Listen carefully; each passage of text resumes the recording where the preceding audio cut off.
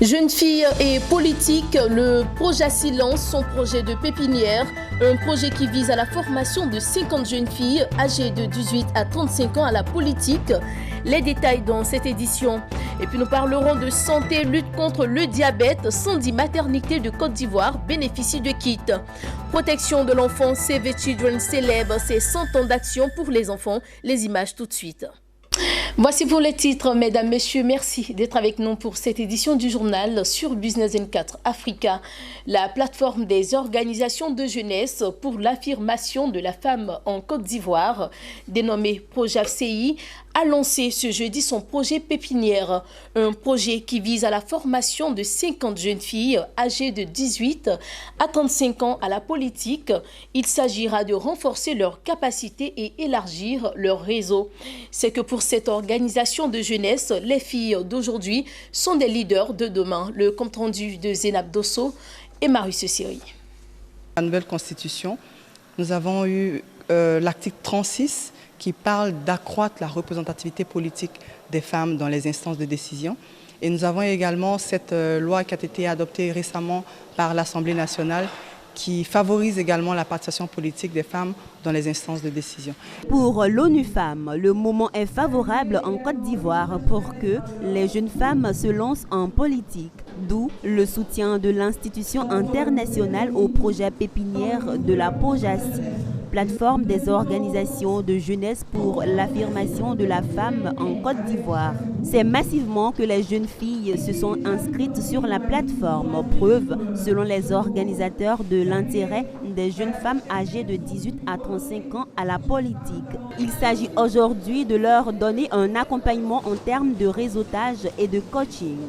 La pépinière, c'est un projet de formation, un cadre de formation et de concertation des filles en vue d'accroître le taux de représentativité de la femme dans les instances de décision. C'est-à-dire qu'en clair, nous mettons comme une école, une institution sur place qui va former les filles pour que demain elles puissent elles aussi être candidates à des postes électifs. L'État de Côte d'Ivoire a apporté son soutien à ce projet de formation et de coaching de jeunes filles en politique, d'où la présence de la secrétaire d'État en charge de l'autonomisation de la femme. Je lance un appel à mes jeunes sœurs et je dirais que c'est vrai que de l'extérieur, la politique est vue comme un champ de bataille, mais la politique a besoin d'avoir des femmes pour pouvoir donner plus de visibilité à ce métier-là qui, en griffe, était dit un métier d'homme. Je reste convaincue que si nous avons plus de 30% de femmes dans les assemblées élues, si nous avons plus de 30% dans les différentes directions, nous pourrons atteindre cette émergence que nous voulons. Le projet pépinière de la Projassi court sur 5 ans. Plusieurs partenaires techniques et financiers, dont l'ONU Femmes, accompagnent ce projet qui vise à relever le taux de représentativité des femmes dans les instances de décision. Lutte contre le diabète, la santé de la population ivoirienne continue d'être une préoccupation majeure pour les acteurs.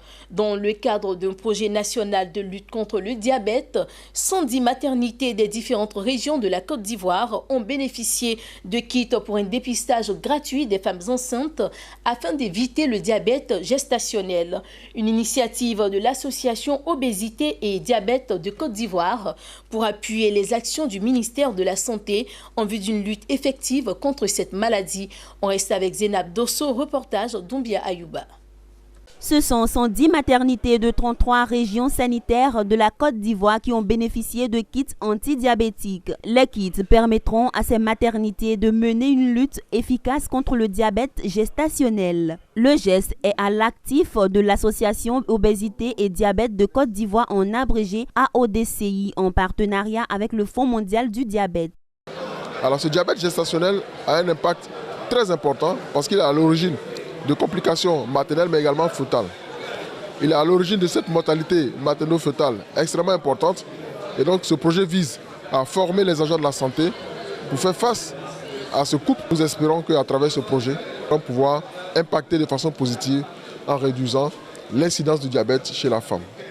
Les kits de dépistage pour les directeurs départementaux et régionaux de la santé permettront de renforcer le traitement et prévenir le danger auquel les femmes enceintes sont confrontées. Ces directeurs départementaux et régionaux ont témoigné leur gratitude et promis aux responsables de l'AODCI d'en faire bon usage. Ça va nous apporter la joie déjà d'avoir du matériel pour pouvoir assurer la prise en charge gratuite de ces femmes-là. Vous savez que lors des consultations prénatales, il y a plusieurs examens à faire. Le diabète gestationnel survient chez la femme enceinte et est caractérisé par une augmentation de taux de sucre dans le sang. Cette pathologie est sujet d'une campagne nationale prévue du 5 au 15 novembre 2019. Un projet dont l'appui financier s'élève à plus de 1 milliard de francs CFA. L'année 2019 marque les 100 ans de Save the Children. Le lancement de la célébration officielle de ce centenaire au niveau mondial a eu lieu le 16 mai dernier avec la publication dans le magazine Le Monde du rapport appelé « Stop à la guerre contre les enfants ». Sur le plan local, Save the Children Côte d'Ivoire n'est pas resté en marge de ce mouvement mondial. Le jeudi dernier, une parade a été organisée dans la commune de Cocody afin de célébrer les 100 ans d'action pour les enfants. Le reportage de Daniel Kodjo et Richard Akeke. Abidjan, commune de Cocody.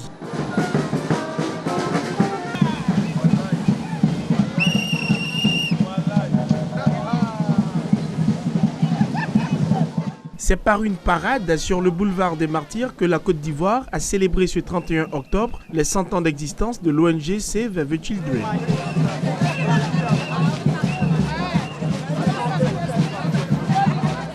Toutes les actions de l'ONG Save the Children en faveur des enfants ont été rappelées sur les pancartes et des banderoles tout au long de la parade. Une parade qui a conduit tout petits, parents, personnel de Save the Children Côte d'Ivoire et autorités nationales et diplomatiques à l'hôtel communal de Cocody. Nous avons été créés en 1919 par Églantine Jeb et nous commémorons les 100 ans de Save the Children. Save the Children travaille en Côte d'Ivoire depuis les années 92-96. Travaille essentiellement dans le domaine de la santé et de la nutrition pour améliorer les conditions sanitaires et nutritionnelles des enfants. Nous travaillons dans le domaine de l'éducation pour faire en sorte que tous les enfants aient accès à une éducation de qualité. Nous travaillons aussi à faire la promotion des droits des enfants et aussi à faire la protection des enfants contre toutes les formes de violence, d'exploitation, d'abus, de négligence, etc. Les plus heureux restent les enfants pour qui un siècle durant, Save the Children aura été le porte-flambeau du respect de leurs droits et de leur protection. Tous les enfants qui ont croisé le chemin de cette organisation, nous pouvons affirmer haut et fort que nous comptons aussi, que nous contribuons au devenir de notre pays, qu'avec vous, nous nous sentons en sécurité et protégés. J'aimerais dire à Save the Children de continuer ce geste, de lutter contre la maltraitance des enfants. C'est très bien.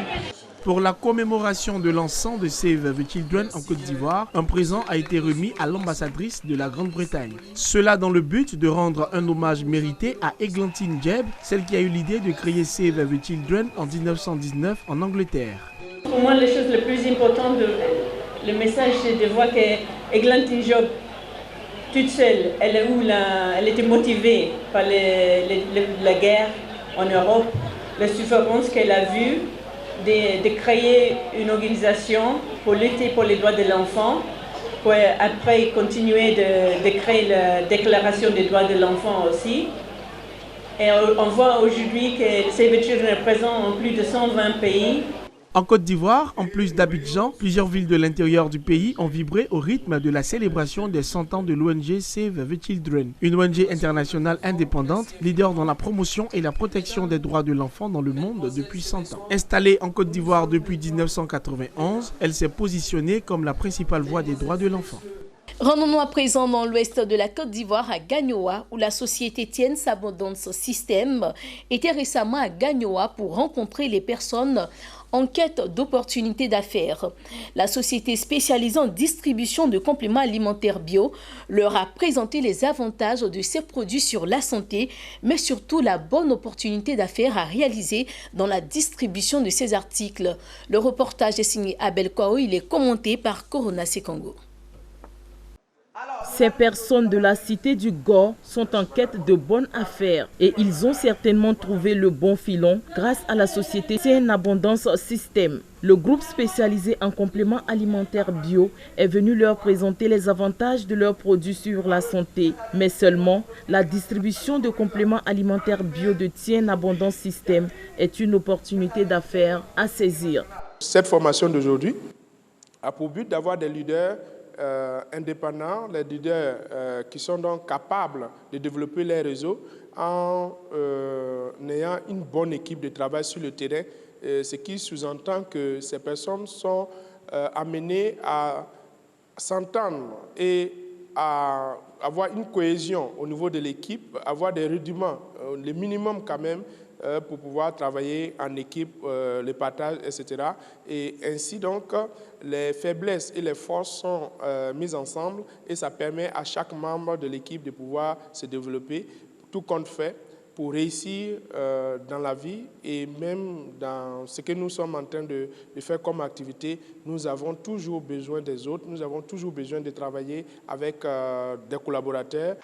Ils étaient nombreux à venir s'informer et s'imprégner des opportunités de Tien Abondance System en matière de santé et de prospérité. Les produits Tien Abondance System sont destinés aux bien portants qu'aux personnes malades. Selon les promoteurs, leur utilisation et leur interaction avec d'autres médicaments ne provoquent pas de surdose.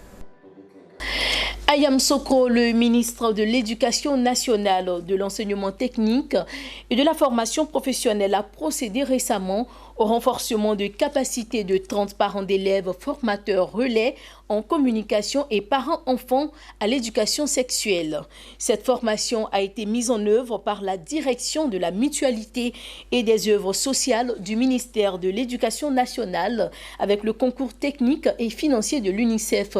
Notre correspondant sur place, Charles Kwaku, nous fait le point dans un commentaire d'Hervé Blagnon.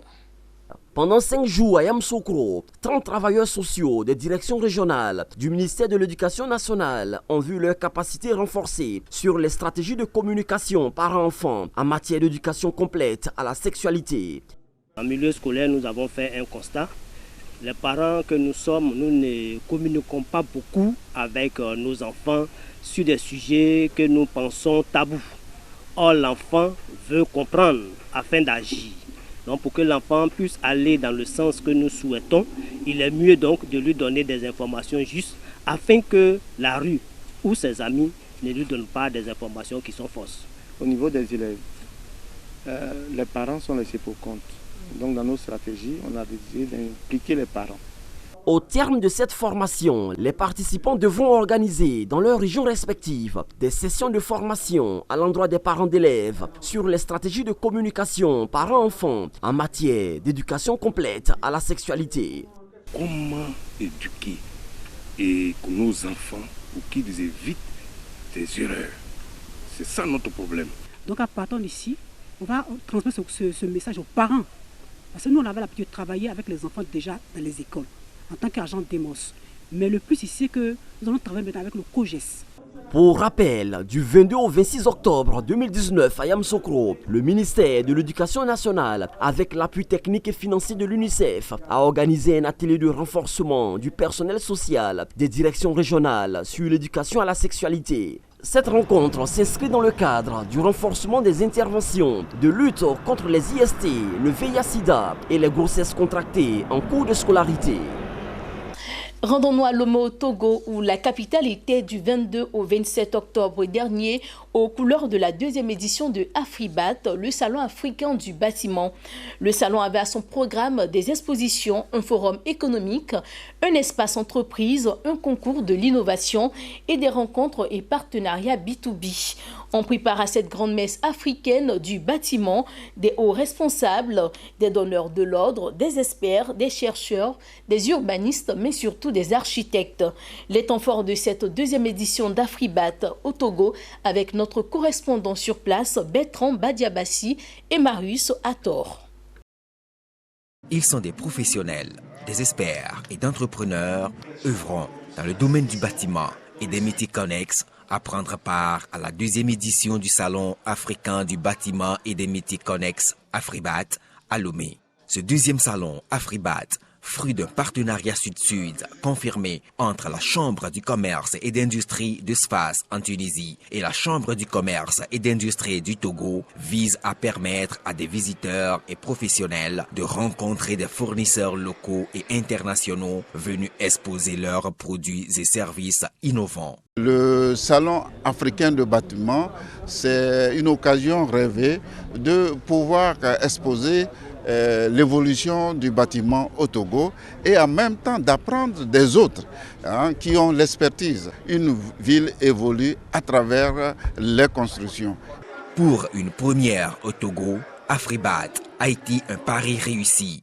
Des relations d'affaires ont été nouées. La CCI de Sfax et la CCIT s'engagent pour un partenariat pérenne. Les Tunisiens, ils sont là pour présenter leurs produits, leur savoir-faire et par la suite un partenariat gagnant-gagnant entre les opérateurs économiques des deux pays. Il y a des Togolais, il y a des Tunisiens qui ont une envie de développer le travail ensemble et la CPCCAF ne peut qu'applaudir, ne peut que soutenir ce type d'initiative. L'impact indu du salon Afribat sur l'économie togolaise est d'autant plus attendu par les autorités du pays à l'heure où le pays met en œuvre son plan national de développement 2018-2022. En acceptant d'accueillir la présente rencontre, il est question pour le Togo, mon pays, d'innover dans le domaine du bâtiment, de la construction et des métiers connexes, de sortir du traditionnel du bâtiment en béton pour migrer vers la technologie des kits de bâtiments galvanisés à chaud, de la structure en acier robuste. Le secteur des BTP et des métiers connexes est un secteur essentiel pour la croissance. Afribat Togo 2019 a été un véritable cadre pour le secteur privé de proposer des solutions aux questions relatives à l'utilisation des matériaux adaptés et innovants dans la construction, aux normes, au financement du logement, aux défis du foncier, au développement durable. La CCIT a aussi saisi l'occasion du salon pour procéder au lancement de la quinzaine commerciale 2019. Voilà, c'est la fin de cette édition. Merci à vous de nous avoir suivis. Restez sur Business N4 Africa. Les programmes se poursuivent et à très bientôt.